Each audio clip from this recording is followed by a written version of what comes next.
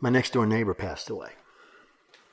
And big party hardy guy. In fact, had a Mardi Gras float parked in his garage. His driveway. And looked for many ways to witness to him and preach to him. And on that day when, his sand ran out and he wasn't expecting it. And I just happened to see the lights blinking out front and said, woke up my wife. I said, look, it's 5:30 in the morning. They got ambulances and EMS, fire trucks. What's going on? So I walk out. And then there's, his daughter and his wife and, they're crying. And so I go over there to try to, find out what's going on. And they tell me. And so they know I'm a man of the cloth. And so they say, go on in. We want you to pray over the body. I guess it's in their way of thinking that somehow it's going to help their husband or help their father get into heaven. But I go back there, once again, having to make that line. Okay, I'm not going to be manipulated by that. I'm not going to do some sort of incantation because they want me to do something because they look like it's religious and it's going to help the family. I don't do that. But on the other hand, I want to show my sympathy and my understanding that to the family, I'm trying to give some sort of condolences.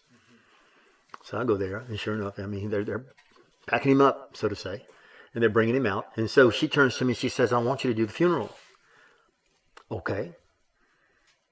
And so when the time comes for the funeral, a few days later, he's in the casket, and he's decked out for Mardi Gras.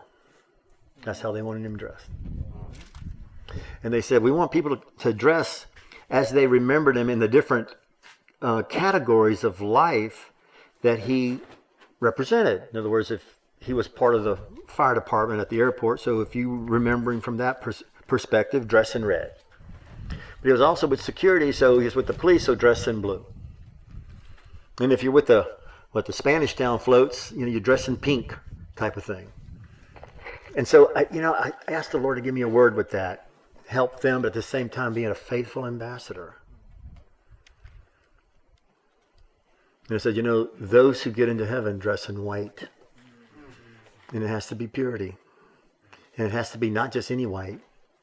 It has to be the whiteness of a perfect righteousness given by King Jesus.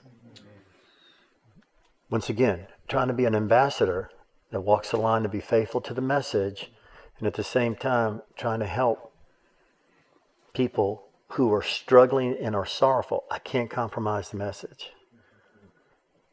You can't compromise the message. No matter how hard and how tough it might be that you have to give somebody. But you can put an arm around them. You can say, I'm willing to be with you to get through this, to get right with God.